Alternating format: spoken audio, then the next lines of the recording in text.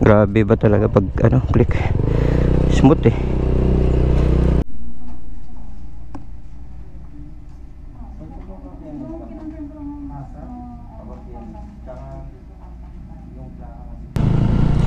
Pag minamalas ka nga naman oh. Nakalimutan ko pa yung booklet. Importante yun. Huwag kayo iiyak. Hi.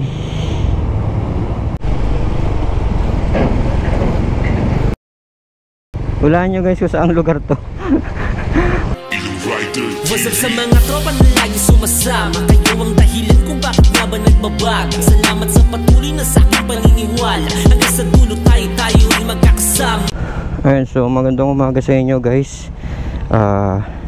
It's 10 AM in the morning. Medyo late na nga eh. So ayun, welcome back to my channel. And today magpapa PMS tayo. Second PMS ng ating click na hindi naman natin nagamit. And for you guys na wondering kung ano itsura nung gasgas sa click ko, ito nung natambak ko, ayan. So hindi naman nasira yung headlight, so okay lang yan. Unahin natin yung mga importanteng gagastos, ano, which is yung makina. So hindi siya na masyado nagamit, pero pang 5 buwan niya na kasi, or pang 4 na buwan. September, this coming September, pang 5 buwan niya na sa akin. So titignan natin kung magkano yung PMS. And then ang dami kong mga hindi na i-reading gamit. So ito yung advantage, oh, makakapag-charge ka kahit palis ka na. And then titignan din natin kung may plaka na, kasi nakaka-frustrate naman, kasi syempre pang 5 buwan na, and then wala pa rin tayong update sa plaka. Hindi ko alam kung ano nangyayari sa Honda. Anyway, so let's get going na para makauwi tayo na maaga.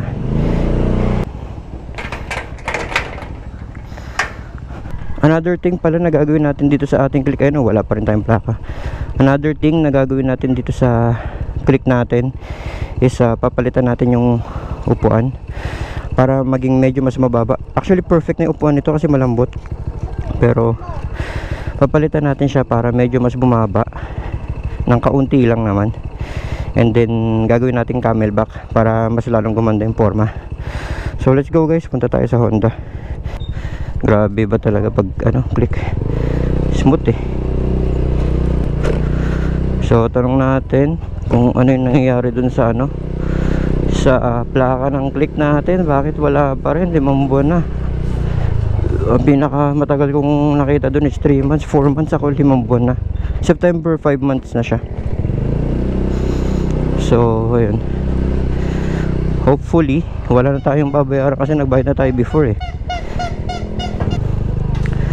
Cash kasi natin nakuha to guys, puti pinayagan tayo. Pero yun nga, pahirap pa naman sa ano, pahirap pa naman sa plaka. So balikan ko kayo mamaya guys pag nandun na tayo sa Honda. Okay, paalam. Ayun, so malapit na tayo sa Honda, tatawid na lang tayo. Grabe, sarado pa yung daan dun sa inikutan ko. Mikot pa ako. Uy, walang nagpapa-maintenance, I mean walang nagpapa-PMS. So sobrang saya naman, swerte natin.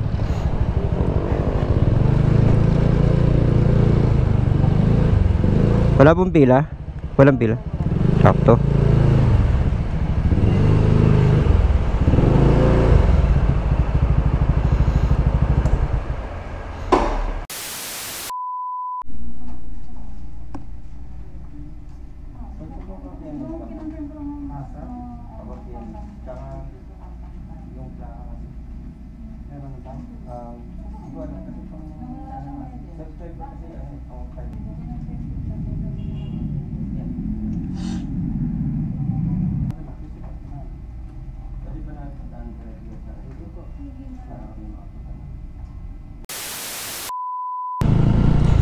Minamalas ka nga naman, oh.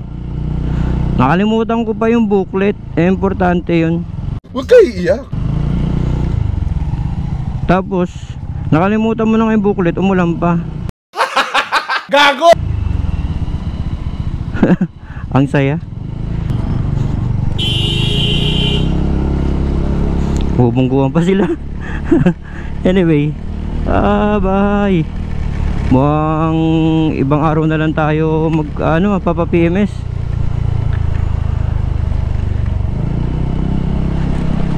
Iniwan ko pa naman doon yung ORCR.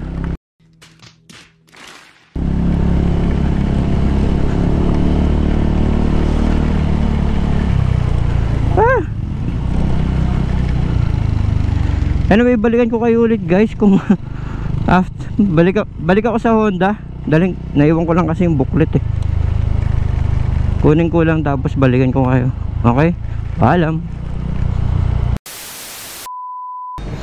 So dito na tayo ulit guys sa Honda.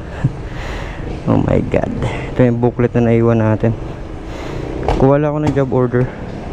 Tapos tignan natin kung magkano yung PMS. Okay? So yun guys, tapos na tayo sa PMS.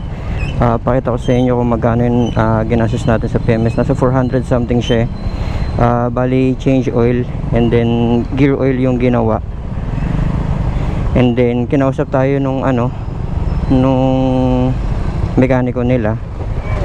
Sabi nung mekaniko nung Honda,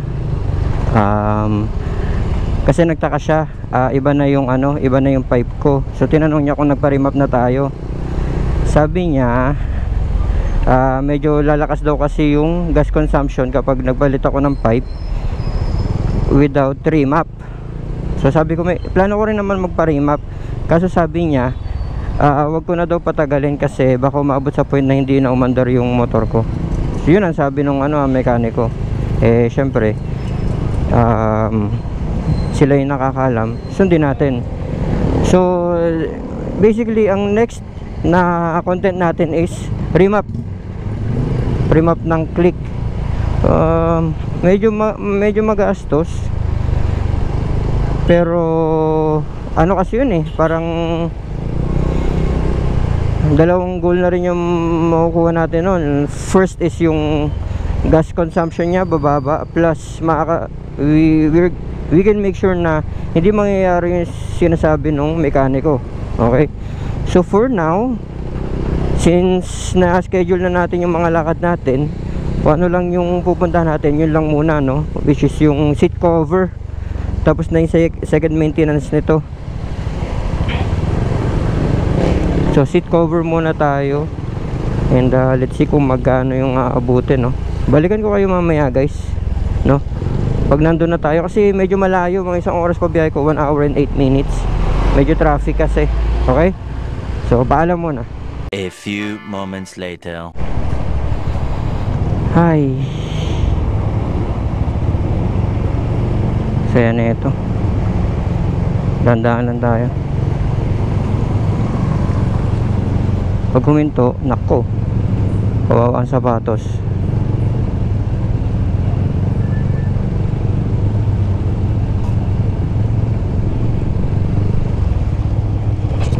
Bigago.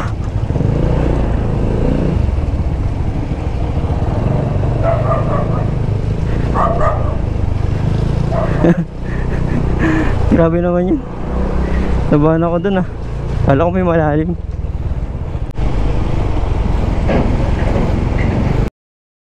Hulaan nyo guys kung saang lugar to. Adventure sa gitna ng city. Nakakatakot yung mga lubak, ang lalim. Kasya isang pamilya